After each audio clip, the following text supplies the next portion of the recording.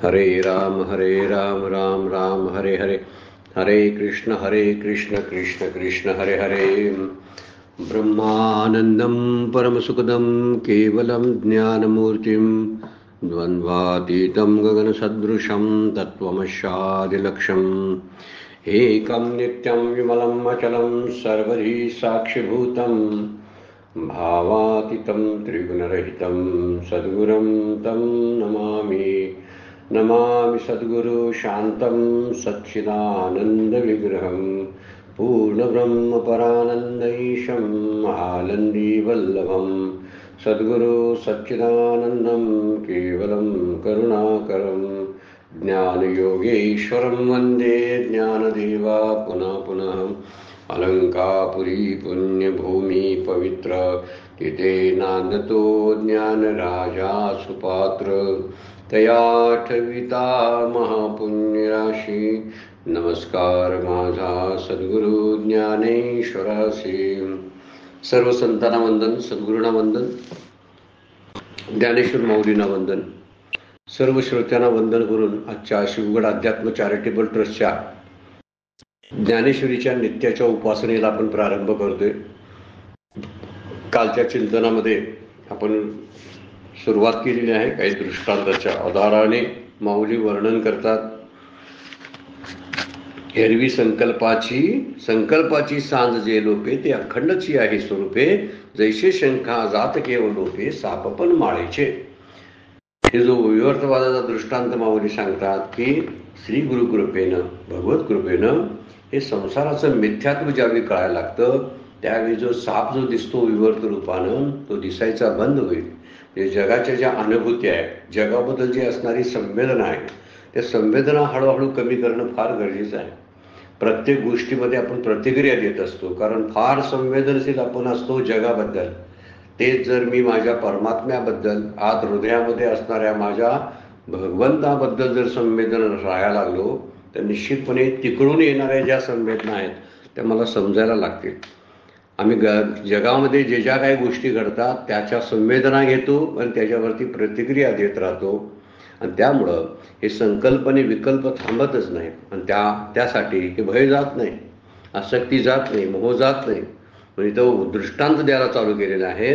एरवी तरी भूमी आतोनी स्वयंभ, काय घडिया गाडगी याची निघती कुंभ, परते कुलालमतीचे गर्भ उमटले। ही भगवंताच्या कल्पनेतून हे विश्व तयार होतं। जसं कुंभाराच्या कल्पनेतून घडा तयार होतो, कारण घडा गाडगे ही काय भूमीमध्ये असणाऱ्या काय एखाद्या खजिन्यातून बाहेर पडत नाही असं माऊली सांगतात। आणि त्याचाच तसाच दृष्टांत आता पुढे द्यायला चालू करतात। एरवी तरी भूमी आतुनी स्वयंभ, काय घडिया गाडगियाचे निगती कुंभ, परते कुलालमतीचे गर्भ उमटले की। 75 नंबरच्या ओळीमध्ये काय म्हणतात माऊली बघा। ना तरी सागरीच्या पाणी, काय तरंगाचे आहेत खाणी। काय वर्णन करतात बघा। ना तरी सागरीच्या पाणी, काय तरंगाची आहती खाणी। जसं भूमीमध्ये घडी किंवा गाडग्यांचं खजिना नसतो, तसं सागरामध्ये सुद्धा तरंगाच्या खाणी नसतात, लाटांच्या खाणी नसतात। तर त्या लाटा कशामुळे होतात? ते अवांतर करणी वार्याची नव्हे। हे समुद्राच्या पाण्याच्या लाटा खाली खाणी असतात का? तर पाण्यापेक्षा लाटा वेगळ्या बसवण्याची ती स्वतंत्र करामत वाऱ्याची नाही का, असा प्रश्न विचारलेला आहे। जे लाटा निर्माण करण्याचं काम वारा करतो, समुद्र लाटा निर्माण करत नाही। समुद्रावर लाटाही निर्माण होत नाहीत, त्याला कारण आहेत वारा। वाऱ्यामुळे तरंग निर्माण होतात। म्हणून तरंग ही जी कल्पना आहे ही वाऱ्याची करणे आहे असं वर्णन माऊली करतात। कारण समुद्राच्या पाण्यामध्ये काही लाटाच्या खाली नाहीत, पण पाण्याचं जे लाटेत रूपांतर करणं हे निराळं काम जे आहे, वेगळं काम वारा करतो आणि वाऱ्यामुळे होतं। जेव्हा वारा वाहतो तेव्हाच लाटा उत्पन्न होतात। तसे जीवाच्या कल्पनेने काल्पनिक अशी जीवसृष्टी निर्माण होते। जीव जेव्हा कल्पना करतो तेव्हा सृष्टीची निर्मिती होते। जेव्हा तो कल्पना सोडून जातो तेव्हा शंका जात केवळ लोपे सापपण माळेचे। हे सापपणा सगळा निघून जातो आणि दोरी अनुभवायला येते। हेच वर्णन सांगितलेलं आहे। जोपर्यंत अगोदर लाटा नसतात समुद्रामध्ये, पण जेव्हा वारा वाहतो तेव्हाच लाटा निर्माण होतात, उत्पन्न होतात। आणि तसे जीव काय करतो, जीवाचं मूळ स्वरूप जे आहे ते निर्मलम निष्कलम शांतमच आहे. पण खरा विचार केला तर त्याला तो जो त्याच्याशी विकार, देहाशी विकार पावतो, जगाशी विकार पावतो, आणि म्हणून त्याच्यामध्ये काहीतरी लाटा उत्पन्न होतात. आणि लाटा जेव्हा जेव्हा शांत होतात, वारा शांत होतो तेव्हा लाटा शांत होतील. कल्पना बंद झाली की आपले विकार आणि संकल्प बंद होतात. संकल्प रूपाच्या लाटा आपल्यामध्ये निर्माण होतात, कल्पनेच्या लाटा निर्माण होतात. आणि ह्याला कारण काय असेल तर जी जीवसृष्टीच्या बाबतीची जी कल्पना केलेली असते, ही कल्पना जीवाला ही जीवसृष्टी निर्माण होण्यास कारण आहे. जसं लाटा निर्माण होण्यास कारण वारा आहे, समुद्र नाही, तसं जीवसृष्टी निर्माण करण्यामध्ये जीवाची कल्पनाच कारणीभूत आहे, परमात्मा नाही. हेच मुद्दाम इथं सांगण्याचा मुख्य हेतू या दृष्टांताद्वारे तोच आहे. कारण समुद्राहून लाटा काय वेगळ्या काढता येत नाही. समुद्र आणि त्याच्यावरल्या लाटा हे एकच आहेत. तुकोबा बोलतात, उदकावरी तरंग, तरंग उदकाचे अंग. उदकावरी तरंग, तरंग उदकाचे अंग. म्हणजे ह्याच्यात वेगळ्यापणा त्याला आपल्याला दाखवता येत नाही. त्यामुळे वारा जशा लाटा निर्माण करतो तेव्हा कल्पनेनं जीवामध्ये विकार निर्माण होतात आणि विकारानं सृष्टीची निर्मिती होते. वास्तविक जीवानं जर या कल्पना करायच्या बंद केल्या, सुखदुःख मानण्याचं बंद केलं आणि त्याला मान्यता देण्याची बंद केली. आपण मान्यता देतो, येतात त्यांना मान्यता देता कामा नये. आपण म्हणजे प्रारब्धानं सुखदुःख निर्माण होतील, पण आपण सुखी किंवा दुःखी व्हायचं हे आपल्या मतावर अवलंबून आहे. त्यामुळं या ठिकाणी जी शिवसृष्टी निर्माण होते त्याला कारण सगळ्या कल्पना आहेत.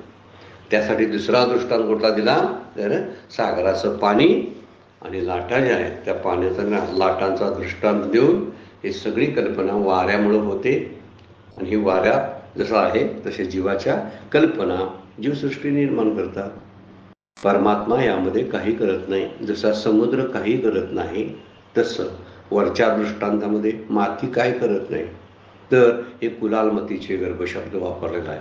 आणि दुसऱ्या दृष्टांतामध्ये ही सगळी वाऱ्याची अवांतर करणी, वाऱ्याची नव्हे, ही जास्त जे सगळं वेगळेपणाने केले जाते ते वाऱ्यामुळं होतं. तसं कल्पनेमुळं विश्व निर्माण होतं, परमात्मा नाही. म्हणून इथं म्हणलंय पुढचा दृष्टांताने बघा, पाहे पा कापसाच्या पोटी, काय कापडाच्या होती पेटी. म्हणजे कापसाच्या पोटातच कापडाच्या पेट्या असतात काय, ते वेळ ती याच्या दिटी कापड झाला. नेसणाऱ्याच्या दृष्टीनं कल्पनेनं तो कापड झाला. कापड कापड म्हणण्याचा अर्थ काय आहे, नेसल्यानंतर कापड होते. नाहीतर विचार केला तर अगोदर ते सूतच असतं. कालचा दृष्टांत आपण पाहिलेला होता, जेवी नाम मात्र लुगडे एरवी सूतची ते उघडे.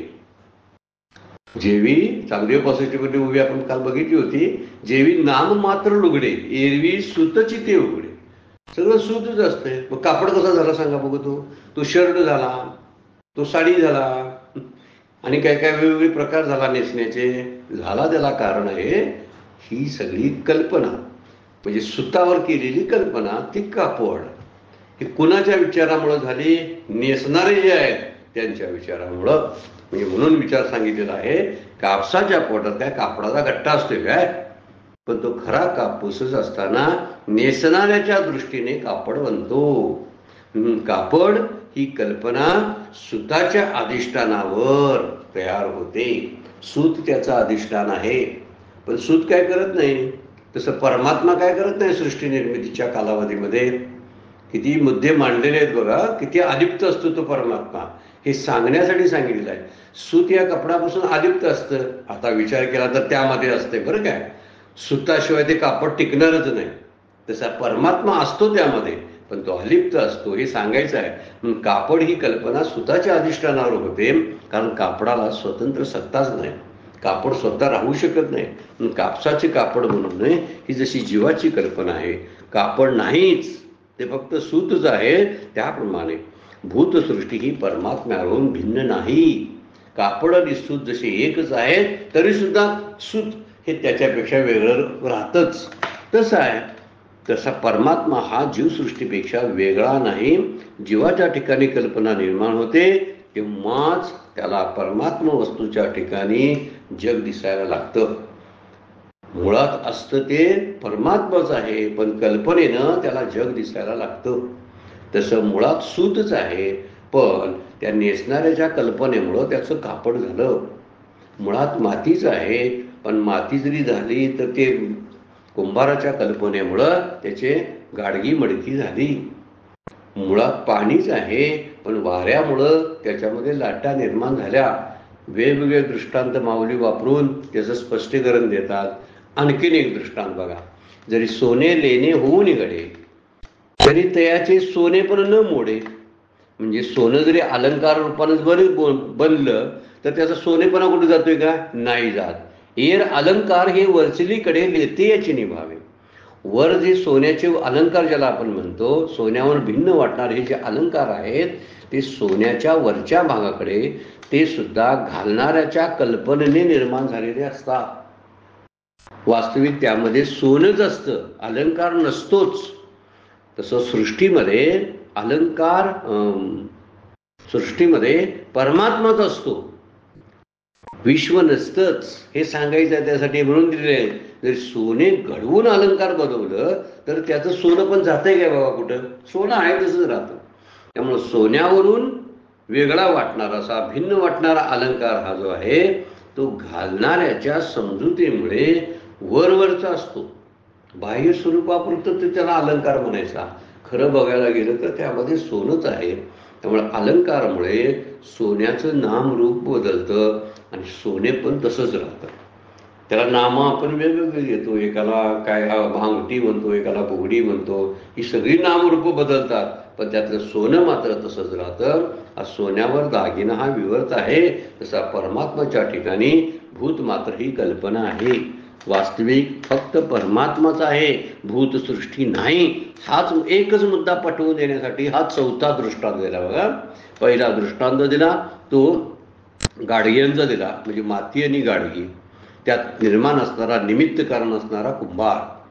दुसरं दिलेलं आहे, दुसरा दृष्टांत जो दिलेला आहे तो दुसरा दृष्टांत येताना माऊलीने सागराच्या पाण्याचा दृष्टांत दिलेला आहे. म्हणजे सागर म्हणजे समुद्र आणि पाणी. तर पाणीच सगळीकडे असतं, लाटा नाहीच. तर त्याला निमित्त कारण कोण असेल तर वारं आहे. तिसऱ्यांदा सांगितलं की जे कापड म्हणून नेसतात त्यांच्यासाठी कापड आहे. नेसणारे हे निमित्त कारण आहे त्याचं, वास्तविक ते सूतच आहे. आणि अलंकार घालणारे हे निमित्त कारण आहे, वास्तविक ते सोनेच आहे. चार दृष्टांत माऊलीने दिलेले आहेत बघा. की सोनं जरी असलं त्या ठिकाणी तर ते दागिन्याच्या रूपामध्ये जरी दिसत असलं तरी ते खरं पाहता सोनच आहे. पुढचा दृष्टांत बघा. सांगे पडिसादाची प्रत्युत्तरे का आरसा जे आविष्कारे, ते आपले की साचोकारे ते तिची होते. आता सांगे पडिसादाची उत्तरे म्हणजे पडिसादाची प्रत्युत्तरे. एखादी गुहा असते बघा, पर्वत डोंगरावरती आपण दऱ्या मोठ्या मोठ्या असतात, त्या तिथं जर गेलो आपण आणि आपण एखादा शब्द बोललो, एखाद्या मंदिराचा घुमट जरी गोल असेल तर तिथे सुद्धा हा आपल्याला अनुभव येतो बघा. तिथं जर समजा आपण एक शब्द बोललो तर त्याचा प्रतिशब्द होऊन तयार होऊन पाठीमागे येतो, एकदा दोनदा तीनदा असा तयार होऊन येतो. इको साऊंड आपण त्याला म्हणतो. तसं पर्वताच्या गुहेजवळ आपण जर गेलो आणि शब्द उच्चारला, त्या शब्दाला प्रतिध्वनीच्या रूपाने उत्तर मिळतात. प्रत्युत्तर मिळतं. एक ध्वनी काढला की त्याला उत्तर मिळतो, प्रतिध्वनी उत्पन्न होतो. किंवा का आरसा जे आविष्कार आहे किंवा आरशात जे आपल्या मुखाचं प्रतिबिंब प्रकट होतं, तो प्रतिध्वनी तो निर्माण झालेल्या शब्दातून प्रतिध्वनी. आणि हे प्रतिबिंब आरशातले जे आहे ते आपलंच खरोखर असतं का आपण नसतानाही पूर्वीच त्या गुहेमध्ये किंवा आरशात असतं? अगोदर ते आरशात आहे काय सांगा बघू? नाही. अगोदर त्या गुहेत शब्द आहेत काय? नाही. विचार करण्यासारखा मुद्दा आहे की नाही? किती सुंदर दृष्टांत दिलेला आहे बघा. आरशात ते नसतंच, मग कशामुळे आलं? ते प्रतिध्वनी आहे, प्रतिबिंब आहे. खरं बिंब नाही. बिंब हा माझा मुखातून गेलेला शब्द. प्रतिबिंब हे माझं आरशात दिसणारं माझं खरोखरचं मुख हे प्रतिबिंब आहे. आणि माझ्या तोंडातून निघणारा शब्द हा ध्वनी तो प्रतिध्वनी म्हणून निर्माण होतो. खरा शब्द माझ्याकडे आहे. खरे शब्द आहेत का त्या गुहेमध्ये? काय खूप गुहेमध्ये शब्दाच्या गाठी पोती भरून ठेवलेली आहेत आणि मी गेल्यानंतर एक एक शब्द बाहेर येतो? नाही, तिथं काही नाहीच. पण दिसतंय त्याला कारण काय आहे? एखादा बोलणार आहे ना, त्याचा प्रतिध्वनी येतो. म्हणून आरसा त्याला कारण आहे, पर्वत त्याला कारण आहे. या सगळ्या ध्वनीला कारण कोण असेल तर पर्वत, आणि प्रतिबिंबाला कारण आरसा. आरसा नसता तर नाही प्रतिबिंब, गुहा नसेल तर प्रतिध्वनी पण नाही. तसं या सगळ्या कल्पना आहेत. वास्तविक सगळीकडे परमात्माच बनून राहिलेला आहे. असा दृष्टांत देताना पर्वताच्या गुहेमध्ये प्रतिध्वनी ऐकू येतो आणि आरशामध्ये प्रतिबिंब दिसतं. तो प्रतिध्वनी किंवा ते आरशातलं प्रतिबिंब कशामुळे होतं? त्याला कारण आहे. ऐकणारा आहे म्हणून प्रतिध्वनी, पाहणारा आहे म्हणून प्रतिबिंब. म्हणजे ऐकणाऱ्यामुळे आणि पाहणाऱ्यामुळेच खरोखर तिथं असतं का? नाही. ऐकणारा आहे, बोलणारा आहे, पाहणारा आरशामध्ये आहे म्हणून ते प्रतिबिंब आणि प्रतिध्वनी दोन्ही दिसत असतात. वास्तविक मुळात काही नसताना कल्पनेमुळे मिथ्या पदार्थाचे भान कसे होतं यासाठी दृष्टांत दिलेले आहेत. 2 दृष्टांत दिलेत माऊलीने या याच्यामध्ये. आपले शब्द दुसरा कोणतरी बोलतो असं वाटतं.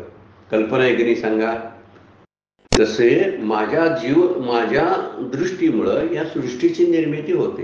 ही जीवाची दृष्टी आहे, जीवाच्या कल्पना आहेत. त्यामुळे तो एक हाकेच्यात वर्णन करताना एक जरी ध्वनी काढला तर लगेच दुसरा ध्वनी निघतो. मग आता आपले शब्द दुसरा कोणतरी उच्चारल्यासारखं वाटतो की नाही? तुकाराम महाराज म्हणतात, एके हाकेच्या कपाटी तेथे अनेक नाद उठी. एके हाकाच्या कपाटी, कपाटी म्हणजे एखाद्या गुहेमध्ये, तेथे अनेक नाद उठी. बघतोय आपण, हा इको साऊंड सगळ्यांना माहिती आहे. तसं आरशात सुद्धा खरंच आपलं मुख नसतं. विचार केला तर आहे का आरशात मुख? मग कोणतं ते पकडता आलं असतं. पण आपण पाहू लागलो असताना मूक त्या ठिकाणी आहे असं वाटतं. काय असतं? नसतं. तसं एखादा आरसा दुसरं प्रतिबिंब दाखवतो नसताना सुद्धा. तुकाराम महाराज म्हणतात, दर्पणीचे दुसरे भाषे परिते असे एक ते. दर्पणीचे दुसरे भाषे, एका दर्पणामुळं दुसरा भास व्हायला लागतोय, पण असे ते एकच असतं. पर्वताच्या गुहेतून येणारे शब्द किती असतात? एकदा दोनदा. असे काही ठिकाणी आपण बघितलं की अजिंठा वेरूळच्या ठिकाणी काही काही असे ठिकाण आणि मंदिरे छोटी छोटी आहेत बघा, ते गुहा आहेत. त्या गुहेमध्ये एक एक शब्द 5-5, 7-7 वेळा ऐकू येतो.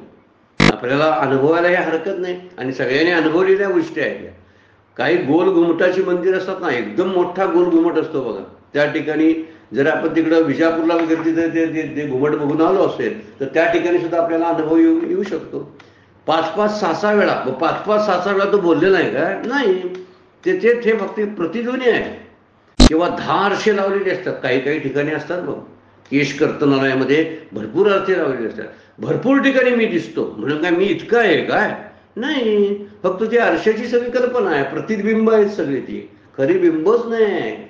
असं वर्णन केलेलं आहे की त्याप्रमाणे परमात्मा वस्तूच्या ठिकाणी भूतसृष्टी नसताना, म्हणजे आरशात प्रतिबिंब नसताना, तसं परमात्माच्या ठिकाणी भूतसृष्टी नसताना केवळ कल्पनेनं जीवाला या भूतसृष्टीचा, भूतमात्राचा भास होतो. आपल्याला वाटायला लागते ही सृष्टी सगळी वेगवेगळ्या प्रकारानं नटलेली आहे, केवढी मोठी पसरलेली आहे. कितवा दृष्टांत बघा? 5वा दृष्टांत दिलाय. काय म्हणतात? सांगे पडिसादाची उत्तरे का अरिसा जे आविष्कारे ते आपले की साचोकारे तेथीची होते. बघत गेलो तर आपण बघा 74 नंबरच्या ओळीपासून माऊली दृष्टांत द्यायला लागले. 74, 75, 76 आणि 77 आणि 88. 88 ओळीमध्ये 2 दृष्टांत दिलेले आहेत. जवळजवळ या एकूण 5 ओव्यामध्ये 5 ते 6 दृष्टांत माऊलीने दिले आहेत की ते नुसते ध्वनी असतात. घड गाडगे ही कल्पना कुंभाराची आहे. नंबर 1चा दृष्टांत. दुसरा दृष्टांत दिलाय बघा. सागराच्या पोटामध्ये काय लाटांच्या काय खाणी नाही, तर त्याला कारण वारा आहे, निमित्त कारण. कापसाच्या पोटामध्ये काय कापडाचं गट्ट भरलेले नाही, तर त्याला कारण जो कापड नेसतो पांघरतो तो त्याला निमित्त कारण आहे. नंतर सोने जे आहे त्या सोन्याच्या ठिकाणी सोने पण जे आहे अलंकार जरी झालं तर त्याचे सोनेपणा लोप पावत नाही. कारण ते अलंकार कुणाच्या भावे म्हणतात, ते लेतियाची भावे, म्हणजे जे धारण करतात अलंकार त्यांची ती कल्पना आहे. आणि तिसरा पुढचा 5वा 6वा 4था 5वा दिला दृष्टांत तो ध्वनीचा आणि प्रतिबिंबाचा दिलेला आहे. आरशातलं प्रतिबिंब आणि एखाद्या दरीत किंवा गुहेत येणारा प्रतिबिंबाचा युको साऊंड, या दोन्ही गोष्टीमुळं तिथं खरं काय नाही हे सांगायसाठी साचोकारे ते आपले की साचोकारे तिथे होते, ते आपलं असतंय काय दुसरं तिथं तयार असतंय नाही. आपण बोलतो म्हणून ते निर्माण होतं. तसं 79 ओळीमध्ये आता बोलतात काय, तर त्याचा सिद्धांत 5 दृष्टांत दिल्यानंतर सिद्धांत सांगावेत. आपण म्हणतो इतके दृष्टांत का दिले असतील हो, पण त्या दृष्टांताचे जे वेगवेगळे जे स्वरूप आहेत ती बघायला आपल्याला मिळतात. एकसारखे दृष्टांत नाहीत बरं काय, ते लक्षात घेतले आणि अभ्यासल्यानंतर लक्षात येतं की इथं वर्णन ज्याला केले भूमीतला गाडगेतला जो गाडगी तयार होतात हा दृष्टांत कसा दृष्टांत दिलाय बघा. तिथे व्यक्ती आहे आणि तो व्यक्ती निमित्त आहे, दुसरा वारा निमित्त आहे. प्रत्येक ठिकाणी वेगवेगळ्या प्रकारचा आहे. तिकड्या ठिकाणी नेसणारं साडी नेसणारा व्यक्ती निमित्त आहे किंवा सोनं अलंकार धारण करणारी व्यक्ती निमित्त आहे. आणि इकडं स्वतःच आपण असतो की आपल्यामुळे शब्द तयार होतात, प्रतिबिंब दिसायला लागतात. वेगवेगळे दृष्टांत आहेत, एकसारखे दृष्टांत नाहीत. अजूनही आपल्याला त्याच्यावरती खूप चिंतन घेता येईल. आपण घरी त्याच्यावर आणि चिंतन करावं. वास्तविक दृष्टांतावर कसलं चिंतन करायचं असते, पण आहे माऊलींचे दृष्टांत हे सिद्धांताच्या अगदी जवळ घेऊन जातात आपल्याला, अगदी जवळ. म्हणून तैसी ये निर्मळ माझ्या स्वरूपी जो भूत भावना रूपी तयाशी तयाच्या संकल्पी भूताभासू असे. आता श्लोकातला शब्दाचा अर्थ बरोबर करून टाकलाय माऊलीने बघा. काय म्हणतात ते, भूत भुन्नच भूत असतो ममात्मा भूत भावना, हा जे श्लोकाचं पद आहे ना त्याच्यावरती बोलताना तैसी ये निर्मळ माझ्या स्वरूपी, माझ्या शुद्ध असणाऱ्या निरुपाधिक स्वरूपाच्या ठिकाणी जो भूत भावना आरोपी, म्हणजे जो मनुष्य भूताच्या उत्पत्तीचा आरोप करतो कल्पना करतो, तयाशी तयाच्या संकल्पी भूताभासू असे, त्याच्याकरता त्याच्या कल्पनेत मिथ्या भूतमात्राचं दर्शन होतं. वास्तविक माझं स्वरूप कसं आहे, निर्मळ आहे. आता कुणाचं स्वरूप निर्मळ आहे, जरा पाठीमागल्या दृष्टांताकडे जाऊया आपण. जे गाडग्याचं उदाहरण दिलं, मडक्याचं उदाहरण दिलं ना, तो निमित्त राहिला बाजूला, पण त्याच्या पाठीमागं खरं उपादान कारण कोणतं असेल तर माती आहे. दुसऱ्यांदा जो दृष्टांत दिला त्या दुसऱ्या दृष्टांतामध्ये पाणी आणि लाटा यांचा दृष्टांत आहे. निमित्त असू दे वारा, त्याच्याशी काही घेणे देणे नाही. परत गोष्ट काय आहे, लाटा ज्या निर्माण होतात त्या वरच्या कल्पनेतल्या आहेत, खरं आहे ते पाणी. तिसरं दृष्टांत दिलं तो कापसाचा म्हणजे सुताचा. सूत जे आहे ते कापडापेक्षा भिन्न नसतं, परंतु कापड कशामुळे शब्द तयार झाला, वास्तविक सूत हे कापड आहे काय, नाही. पण लोक त्याला कापड का म्हणायला लागले, तर ते पांघरणारे लोक आहेत, नेसणारे लोक आहेत, म्हणून तो कापड झाला. एरवी तो सूतच आहे. परमात्मा जग झाला, वास्तविक जग आहे का परमात्मा, नाही. विश्व झाला, पण विश्व नाही तो, पण त्याला लोकांनी विश्व म्हटलं. वास्तविक तो आहे परमात्माच. लोक त्याला गाडगी मडकी म्हणतात, पण खरं बघायला गेलं ती मातीच आहे. लोक त्याला काय म्हणतात की सूत कापड म्हणतात, पण खरं बघायला गेलं तर ते सूतच आहे. लोक त्याला अलंकार म्हणतात, पण खरं बघायला गेलं तर ते सोनच आहे. लोक त्याला प्रतिध्वनी म्हणतात, वास्तविक तो खरा ध्वनी वेगळाच आहे, तो खोटाच आहे. यावर एक गोष्ट लक्षात येते, जग हे विविधतेनं नटलेलं लोकांच्या दृष्टीनं आहे, बघणाऱ्याच्या दृष्टीनं आहे. एकाएकाची प्रत्येकाची स्वप्न वेगवेगळी असतात बघा. ह्याला एक स्वप्न पडलं, त्याला एक स्वप्न पडलं. स्वप्न विविधता त्यामध्ये आहे, पण विविधता असली तरी कुठलंच स्वप्न खरं नसतं. एकच तेवढं खरं आहे, सत्य एकमेव अद्वितीय असं जे तत्व आहे ते ब्रह्मतत्व परमात्मा तो एकच आहे.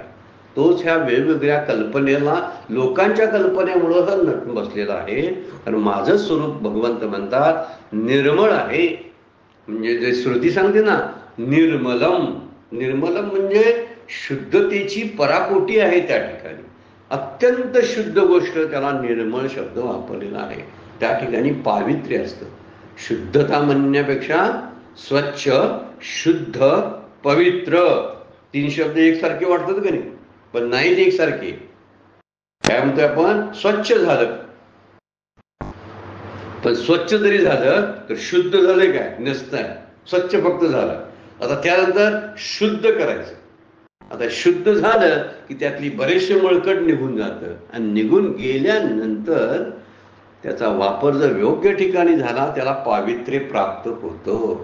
कसं आहे, कापूस अशुद्ध रूपात आहे असं आपण समजूया. सोनं अशुद्ध रूपात आहे, मातीमध्ये असतं. त्या मातीतलं सोनं काढायला लागते, त्यातली माती बाहेर काढायला लागते. त्याला म्हणायचं स्वच्छ करणं. ते धुवावं लागते सगळं त्याच्या भोवती साठलेलं, त्याला म्हणायचं स्वच्छ करणं. मग परत त्याला अग्नीमध्ये घालतात. सराफ लोक अग्नीमध्ये घालतात. अग्नीमध्ये घातल्यानंतर त्याच्यातली जी मळकट आहे, हिनकस भाग आहे, तो निघून ते शुद्ध होतं. आणि ते शुद्ध झाल्यानंतर जेव्हा ते परिधान करणाऱ्या व्यक्तीच्या गळ्यात येऊन पडतं, किंवा परिधान करणारी व्यक्ती आहे, किंवा देवाला अर्पण केलं जातं, तेव्हा त्याचं एक पावित्र्य निर्माण होतं. दागिना हा शेवटचा त्याच्यातला मुद्दा आहे. पण मातीबरोबर असणारं सोनं ते शुद्ध करावं लागतं, स्वच्छ करावं लागतं. नंतर त्याला अग्नीत घालून शुद्ध करावं लागतं, आणि सोन्याच्या दागिन्याच्या रूपात येऊन वापरण्यात आलं की ते पावित्र्याला प्राप्त होतं. म्हणून शेवटचा मुद्दा वापरलाय निर्मलम.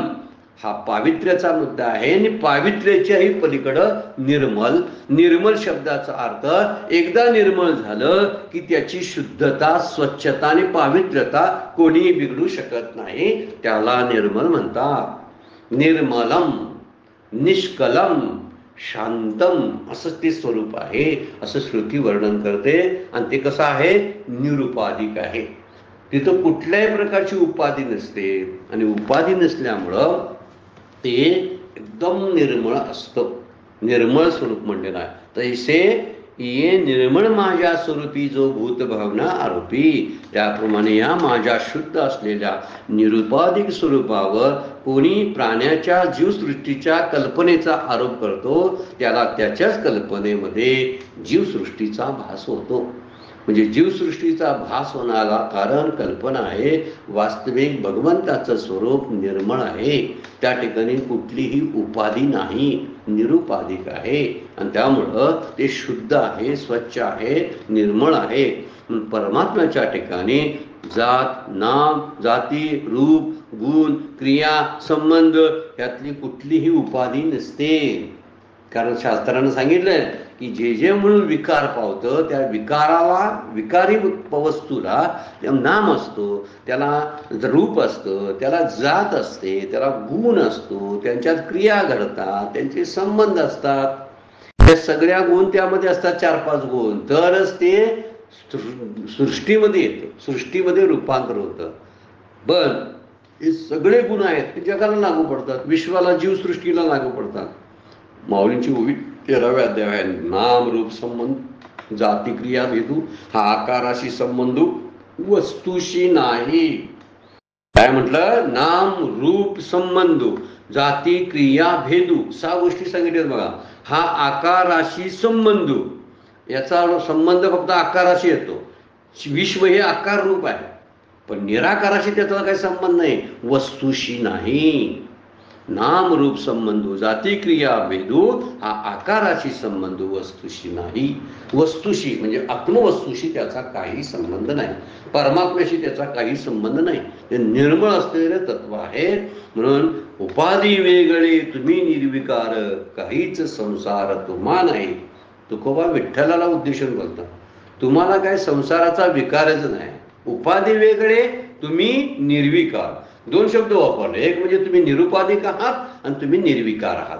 विकार नाही, उपाधी नाहीत, म्हणूनच ते निरुपाधिक आणि निर्मळ आहे. ते स्वरूप कसं आहे? निरुपाधिक आहे, उपाधी नसलेला आहे, निर्मळ आहे. म्हणजे पावित्र्य त्या ठिकाणी आहे. म्हणून तुकोबा म्हणतात, उपाधी वेगळे तुम्ही निर्विकार, काहीच संसार तुम्हा नाही.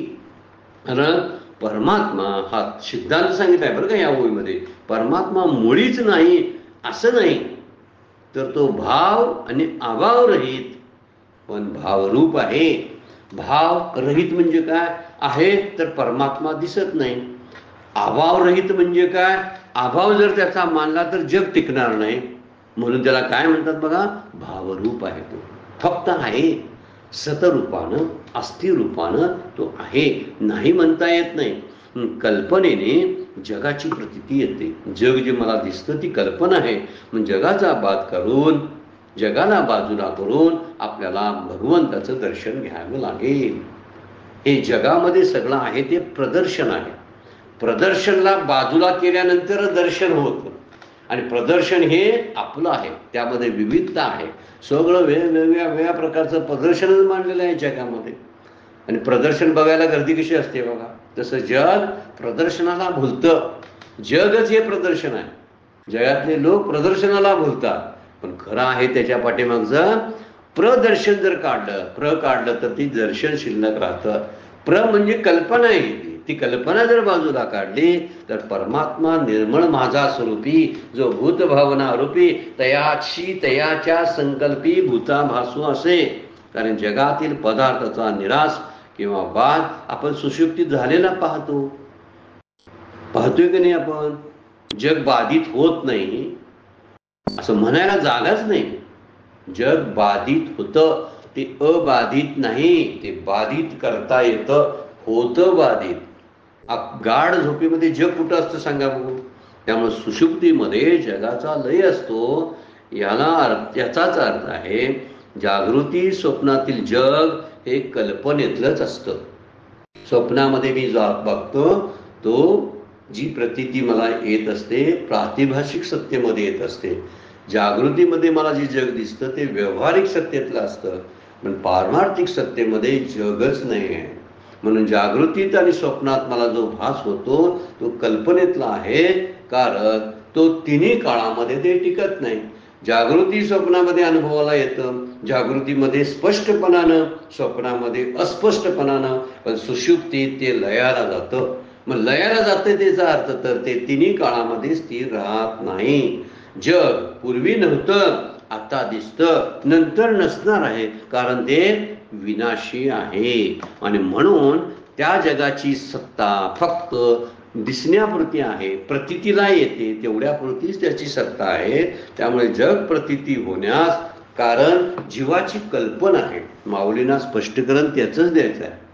सगळा जो भास होतो तो कल्पनेतला आहे. खरं पाहायला गेलं तर माझं स्वरूप कसं आहे, भगवंत म्हणता तैसे ये निर्मळ माझ्या स्वरूपी. माझे स्वरूप जे आहे ते अत्यंत निर्मळ आहे, शुद्ध आहे. आणि म्हणून जिथं जो भूतभावना आरोप करतात त्याच्यावरती, त्याला नाम देतात. आता नाम दिलं म्हणून त्याला नाम आहे का, नाम दिलं. त्याला दागिने घातले म्हणतो काय दागिने त्याला घालता येतात काय त्या परमात्मा वस्तूला, नाही. पण माझ्या कल्पनेनं मी मूर्तीची निर्मिती केली, माझ्या कल्पनेनं मी मंदिरांची निर्मिती केली. आणि मी त्या ठिकाणी कल्पना करतो की परमात्मा इथं राहतो, परमात्मा देवघरामध्ये आहे, परमात्मा तीर्थक्षेत्राच्या ठिकाणी आहे, मंदिरामध्ये आहे. ह्या कल्पना देवाच्या आहेत प्रत्यक्षात, भगवंताच्या परमात्म्याच्या, या जीवसृष्टीच्या आहेत, तर जीवसृष्टीच्या आहेत. खरं बघायला गेलं तर त्याला नामही नाही, जात नाही, क्रिया नाही, रूप नाही, संबंध नाही, गुण नाही, साही गोष्टी त्याला लागू पडत नाहीत. आणि म्हणून हे त्याच्यापेक्षा निर्विकार निरुपाधिक असं त्याचं स्वरूप निर्मळ आहे. म्हणून पुढे जाऊन काय म्हणतात बघा, 80 नंबरची ओळी. त्याची कल्पिती प्रकृती पुरे, तरी भूताभासू आधीची सरे, मग स्वरूप उरे एक सरे निखळ माझे. पुढच्या ओळीमध्ये काय बोलतात बघा, हीच खरी सुंदर अशी उभी टाकलेली आहे बघा. तीच भूतभासाला बघा उपादान असलेली जी कल्पनारूप प्रकृती आहे, जी प्रकृती पुरे, प्रकृती ज्ञानाने जर नष्ट झाली तरी भूताभासू आधीचा सरे, तर मिथ्याभूत मात्र आणि पंचमहाभूतात्मक सृष्टी आहे ती मुळात संपलेलीच असतात. आणि मग स्वरूप उरे एक सरे निखळ माझे, मग माझे शुद्ध एक स्वरूप उरतो. म्हणजे प्रकृतीला दूर करावं लागेल. प्रकृती पलीकडील भाव अशी सुरुवातच केली आहे याचं वर्णन करताना. आणि आता शेवटपर्यंत येताना काय म्हणाले बघा, की तो कल्पिती प्रकृती पुरे, जी कल्पनानं केलेली निर्माण केलेली जी प्रकृती आहे ती प्रकृती जर बाजूला केली तरी भूताभासो आधीची सरे. मग भूताभास नव्हताच, तो अगोदरच नव्हता, तो निघून जाईल. आणि मग स्वरूप पुरे एक सरे ते निकळ माझे. मुळात साप नव्हताच, तो निघून गेला. कशामुळं? त्याच्यावर असलेलं आवरण जे अंधाराचं होतं ते अंधाराचं आवरण काढल्याबरोबर दोरीवरलं खरी दोरी स्वरूपाने निसाळली. ते स्वरूप उरे एक सारे निखळ माझे. खरी जी दोरी आहे ती दोरी रूपाने मला दिसायला लागली. त्याच्यावरला अंधाराचं आवरण काढल्याबरोबर आहे ते खरं समजायला लागलो. मग त्याला कारण काय केलं? मात्र प्रकृती, कल्पित प्रकृती पुरे, जेव्हा ही कल्पना केलेली प्रकृती संपून जाईल, म्हणजे जगसृष्टीची जी कल्पना आहे ती संपून जाईल आणि भूतभास त्यामुळं निघून जातो. म्हणून सर्व जीवसृष्टीचा भास होण्यास कारण असलेली ही प्रकृती जर ज्ञानाने नष्ट झाली, झोपेमध्ये कशी नष्ट होते बघा, सुषुप्तीमध्येही नष्ट होते, तशी ज्ञानानं नष्ट होते. सुषुप्तीमध्ये आणि याच्यामध्ये ब्रह्मज्ञानामध्ये फरक काय आहे? ब्रह्मसुख हा गाढ झोपेत पण भोगत असतो आणि जीवनमुक्ताचं ब्रह्मसुख वेगळं आहे, जागृतीमधलं असतं. जागृतीमधलं ब्रह्मसुख असतं आणि आम्ही झोपेत घेतो ते ब्रह्मसुख आहे. पण त्याच्यामधला फरक काय आहे? ते सुख झोपेतलं झोप आहे तोपर्यंतच असतं, नंतर टिकत नाही. पण जीवनमुक्तांचं, महात्म्यांचं सुख जे आहे ती मुक्ती टिकून असते. त्यामुळे ज्ञानाने नष्ट होते ही प्रकृती, मिथ्या ठरते आणि मिथ्या असलेली भूतसृष्टी संपून जाते आणि मग जे उरतं ते शुद्ध स्वरूप माझं आहे. आरोप झाले काय म्हणतात की काय केला? त्याचा निराश जर केला त्या प्रकृतीचा, त्या प्रकृतीला दूर केलं तर त्या प्रकृतीबरोबर असणार त्या कल्पना ज्या आहेत त्या कल्पनाही निघून जातील. हे कधी होतं? ज्ञानानं. आत्मज्ञान झाल्यानंतर प्रकृती बाजूला जाते. मग भूतसृष्टीची होणारी जी सगळ्या ज्या भास आहेत, आभास, ते संपून जातात. कल्पनारूपी माया संपली तर त्याच्यामुळे ही भासणारी भूतसृष्टीची सत्यता निघून जाते. भूतसृष्टी असेल, दिसेल आपल्याला, पण त्याच्यात सत्यता नसणार आहे. मिथ्यात्व त्याला प्राप्त होतं, त्याच्यातलं सत्यत्व निघून जातं. त्यामुळं एकदा प्रकृतीचं बाजूला केली ना आपोआप भूतसृष्टी जाते. भूतसृष्टीची कल्पना घालावायची गरजच नाही प्रकृतीला बाजूला केलं की. हा मुद्दा त्यातला आहे. एक उदाहरण देतात बघा, ते बऱ्याच ठिकाणी दिलेलं आहे, माऊलींनी पण उदाहरण दिलेलं आहे की गर्भवती असेल एखादी स्त्री, त्या गर्भवतीच्या पोटात असणारं जे बाळ आहे ते मूल सुद्धा, गर्भवती मेली तर ते बाळ सुद्धा मरतं, आहे की नाही? आपलं नेहमीच उदाहरण आहे. गर्भवती मेल्यानंतर ते बाळ शिल्लक राहत नाही. तसं प्रकृतीबद्दल असणारे ज्या काही गोष्टी माझ्या डोक्यात आहेत त्या जर निघून गेल्या तर भूतसृष्टी लयाला जाते. म्हणजे त्याच्यातलं सत्यत्व संपून जातं, शिल्लकच राहत नाही. तसं गाढ सुषुप्तीमध्ये जागृती आणि स्वप्नातील भासणारे जे जग आहे ते पूर्ण लयाला जातं. दिवसभर आपण अनुभवलेलं असतं बघा जग जागृतीमध्ये, स्वप्नामध्ये अस्पष्ट दिसतं, पण जर गाढ झोप लागली तर संपूर्ण लयाला जातं. किंवा जाग झाल्यानंतर स्वप्नातली दृश्य जशी दिसेल अशी होतात, तसं आत्मज्ञान झाल्यानंतर प्रकृतीतला भूतभास आहे तो संपूर्ण निघून गेल्यामुळं सत्य असणारा भगवंत एवढा आपल्याला नजरेला लागतो. किंवा ती खोटी आहे तसं समजायला लागतं, ती मिथ्या आहे तसं समजायला लागतं. निघून जाते म्हटलं की पटवून देत त्याला तर असं अडचण पडते बघा. जगच नाहीसं होतं असं म्हणता येत नाही, म्हणून जग मिथ्या ठरतं असं म्हणता येतं. ते खोटं आहे. मी उगीच पाहत बसलो होतो स्वप्नामध्ये, मी उगच जागृतीमध्ये पाहिलं, कारण ते झोपेमध्ये नव्हतं. तसं ज्ञानानंतर जेव्हा ती ज्ञानातली जागृती जी आहे ती ज्ञानातली जागृती व्यावहारिक जागृतीपेक्षा वेगळी आहे बरं काय. नाही तर आत्ताही म्हणतोय आपण मी जागा आहे जागा आहे, पण खरा नाही, व्यावहारिक जागृती आहे. खरी जागृती ज्याला आपण म्हणतो ती ज्ञानानंतर असते. ज्ञानानंतर स्वप्न आणि जागृती खोटी ठरते. ही फार महत्वाची मुद्दा आहे. म्हणून इथं प्रकृतीला बाजूला केलं की कल्पित प्रकृती पुरे तरी भूताभासो आधीच सरे. कल्पनारूप प्रकृती ज्ञानाने नष्ट झाली तर मिथ्या असलेली भूत मुळात संपलेलीच असतात, कारण ती नसतातच. आधी सरे शब्द वापरला ना, आधीच सरे मुळात नसतातच हे सांगण्यासाठी आधीच सरे शब्द वापरला. आधीच नाहीत ते, पण माझ्या कल्पनेमुळे झाली होती. आणि मग उरलं होते ते, मग स्वरूप उरे एक सरे निकळ माझे. अखंडित असलेलं माझं स्वरूप तुला दिसायला लागेल. ते कधी खंडित होत नाही. कधी दिसतंय कधी न दिसतंय असा वाणीचा नव्हे. मागच्या वेळा उभी घेतलेली आहे की मुका प्रतिका भानू जैसा काही दिसे न दिसे ऐसा वाणीचा नव्हे. असा बोलण्याच्या शब्दाचा मी नाही, सतत असतो मी. सूर्य कधी दिसतो कधी नाही दिसत तसा मी नाही, तर मी अखंडित आहे. म्हणून इथे शब्द वापरला स्वरूप उरे एकसरे. एकसरे म्हणजे अखंडित. स्वरूपाच्या ठिकाणी जागृती झाली तर मिथ्याभास खरा वाटत नाही. असतो पण त्याच्यामधला बाजूला काढलेला असतो. खरेपणा जो आहे अगोदर कल्पनेने केला होता म्हणून दिसतात, पण माझ्या दृष्टीने नाही अशी होतात. दिसतो ना जगातल्या सृष्टीतील सगळे पदार्थ दिसतात विश्वातले, पण ते माझ्या दृष्टीने मात्र नसतात. उदाहरण दिले बघा, साखरे महाराजांचे उदाहरण आहे, पूर्वीचं जुनं उदाहरण आहे बघा, की मुलगी जावई असतो, मुलगी असते ना, त्या जावयाचा ताटा केवढा असतो, पण दुर्दैवानं मुलगी जर गेली, जावई असतो की नाही असतो, कोणतरी विचारलं हे कोण हो, तुमचं जावई. पण जावयाला काय अर्थ आहे काय, मुलगीच नाही, तर ते जावई नात्याला अर्थ करायला एक गोष्ट. दुसरी गोष्ट मुलगी होती, त्या जावई अगदी अगदी हुशार मारत सासरवाडीमध्ये यायचा आणि तंबी देऊन सगळ्या गोष्टी करून घ्यायचा. आत्ता त्याचा ताटा संपलेला असतो. तसं जागृती झाल्यानंतर विश्वाबद्दल असलेलं जे सत्यत्व आहे ते संपूर्ण जातं. असतं ते जावई आहे तसं असतं. मुलगीच नाही म्हटल्यावर तसं प्रकृती सरे. प्रकृती संपल्यानंतर भूताभासूला अर्थ करायला सांगावं. उपादान कारण प्रकृती आहे. उरलेला जो भूताभास तो कल्पनेतला होता. प्रकृती जिथं नसेल तर त्यावेळी ते काय, माती संपलं तर गाडग्याला काही किंमत राहणार आहे, तसा प्रकारचा आहे. म्हणून तो नावाचा जावई जसा राहतो त्याचा ताटा पूर्वीसारखा नसतो. तसाच प्रकार आहे. दुसरं एक उदाहरण संतांनी दिलेले ना, सापाचं विषाचं दात काढलं. साप किती भयंकर आहे, विषारी साप भयंकर असतो.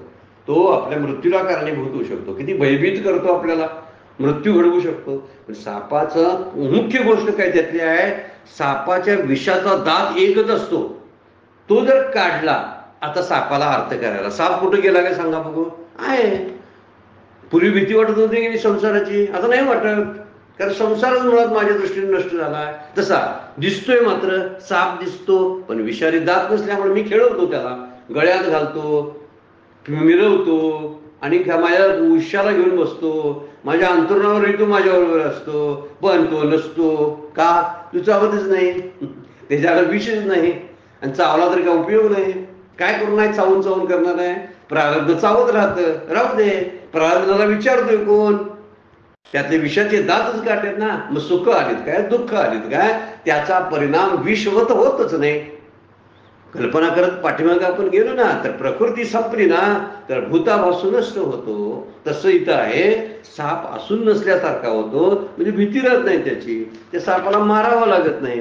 त्यामुळे संसारात दिसणारी सगळी भूतसृष्टी जी कितीही असली तरी काही फरक पडत नाही, कारण त्याला मिथ्यात्व दिलेलं असतं. फक्त एकच गोष्ट आहे, जाग होणं गरजेचं आहे. कारण स्वप्नातील बरे वाईट प्रसंग पाहताना आपण चिडतोय का नाही, चिडतोय. अस्वस्थ होतोय का नाही, होतोय. ओरडतोय का नाही, स्वप्नात ओरडतोय. भयभीत होतोय का नाही, होतोय. घाम्याघूम होतो, चालूच असतं. अस्वस्थ होणं चालूच असतं. त्यावर उपाय काय आता सांगा. त्यावर उपाय एकच, स्वप्नातून जाग होणं. त्यावेळी मी कोण आहे हे कळायला लागतं. अरे उगीच भयभीत झालो मी, उगीच ओरडत होतो, पण केव्हा कळलं, जागृतीनंतर समजलं. तसं संसार आणि भूतसृष्टी जी आहे ती नाम मात्र आहे, वाचारंभन आहे, ती कल्पनेतली आहे. पण केव्हा कळेल, आत्मज्ञानानंतर कळेल. जागृतीनंतर स्वप्न जसं विफल ठरतं, तशी जागृती ही झाली ज्ञानाची, तर त्यावेळी संसार मनानं राहत नाही, जरी तो दिसत असला तरी सुद्धा. म्हणजे हा सगळा कल्पनेतला पसारा मावळला की परमात्मा प्रकट होतो. मग स्वरूप रे एक सरे निखळ माझे. फार सुंदर उभी आहे बरं काही, त्याच्यावर चिंतन करण्यासारखे आहे. पण चिंतन करताना मागचे दृष्टांत घेऊन चिंतन केले पाहिजे. शिल्लक राहील काय, वाराच व्हायचा बंद झाला तर लाटांना किंमत काय राहिली सांगा. लाटा गेल्या काय कुठं, तर नाही, नव्हत्याच त्या. म्हटलंय भूतापासून आधीच सरे लाटा नव्हत्याच मुळात. माझी कल्पना म्हणजे वाऱ्याची कल्पना, वार त्याला म्हणा सूतच होतं मुळात. कुठं गेले काय कापड नाही. ज्यावेळी ते फाटून बिटून जातं ना, ते शिल्लक उरतं ते सूतच आहे, बाकी काय उरत नाही. दागिन्याचा खडूक मिडूक सगळं मोडून टाकलं आणि एकत्र गट्टा करून टाकला की दागिन्याचा नायनाट होतो. नव्हतीच ती मुळात, सोनच आहे ते. हा सगळा विचार जर आपण अभ्यासात घ्यायला लागलो आणि चिंतनात घ्यायला लागलो तर मिथ्यात्व या सृष्टीला आणि संसाराला द्यायला अवघड जाणार नाही बरं काय. म्हणून हे चिंतन, वेदांताचं चिंतन खूप केलं पाहिजे, खूप पद्धतीनं. माऊलींनी हे सगळी उपनिषदातल्या असणाऱ्या ज्या गूढ स्मृती आहेत त्याचं सुलभ असं प्राकृतमध्ये मराठीमध्ये भाषांतर करून आपल्यासमोर मांडलेलं आहे. चिंतनाला भरपूर मसाला दिलेला आहे. तेवढी उपनिषद आपल्याला चिंतनाला दृष्टांत देत नाही. उपनिषदात डायरेक्ट सिद्धांत सांगून रिकामे होतात आणि आपल्यावरती जबाबदारी पडते. इथं नाही आपल्यावरती जबाबदारी. आहे ना आपली ज्ञानेश्वर माऊली, ती सगळं करते, आपलं आपल्या समोर मांडलेलं आहे, फक्त आपण चिंतन करायचं आहे. ठीक आहे, वेळ संपलेली आहे, थोडासा वेळ अधिक केला, पण ती कल्पना पूर्ण ती सगळी ते सांगायचं होतं ना आपल्याला निरूपण. त्यामुळं आजची सेवा सद्गुरूंच्या चरणी, भगवान ज्ञानेश्वरांच्या चरणी अर्पण करून विराम घेऊया. पुंडलिक वरदा हरी विठ्ठल श्री ज्ञानदेव तुकाराम. विठ्ठल विठ्ठल जय हरी विठ्ठल, विठ्ठल विठ्ठल जय हरी विठ्ठल, विठ्ठल